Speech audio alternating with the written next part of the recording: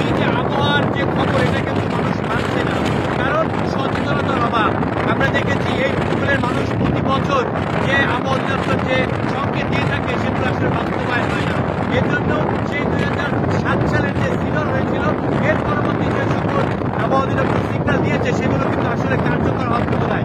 এর জন্যই 10 নম্বর মহাবিপদ সংকেত। তবুও নদীর পাড়ের অবস্থা দেখার জন্য উৎসুক জনতা এসেছে, আমরা দেখতে পাচ্ছি। নদীর পানি দেখার জন্য উৎসুক জনতা এসেছে এখানে, যে রেমালের ক্ষয়ক্ষতি জানার বা কি পরিস্থিতি হচ্ছে। তবে পটুয়াখালী সহ উপকূলের এলাকা কিন্তু থমথমে বিরাজ করছে বরি আবহাওয়া, বৃষ্টি পড়ছে গুড়ি গুড়ি এবং বাতাস বইছে প্রচুর। কিন্তু আমরা দেখতে পাচ্ছি যে পটুয়াখালী শহরের নদীর পাড়ে এসেছেন এখানে রেমাল দেখার জন্য যে ঘূর্ণিঝড় কি আসতেছে এবং নদীর অবস্থা কি। দর্শক, আপনাদেরকে জানিয়ে রেখে রেমাল কিন্তু আজকে বিকেল নাগাদ, সন্ধ্যা নাগাদ কিন্তু আঘাত আনার সম্ভাবনা রয়েছে।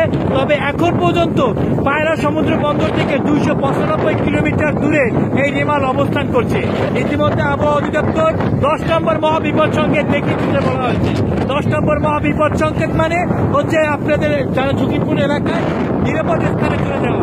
কিন্তু দুঃখের বিষয় হচ্ছে এখন পর্যন্ত স্কুল কলেজ খোলা রয়েছে, অথচ আবহাওয়া অধিদপ্তর 10 নম্বর মহাবিপদ সংকেত দেখিয়ে দিতে বলা হয়েছে। এর জন্যই মানুষের মাঝে সচেতনতার অভাব রয়েছে।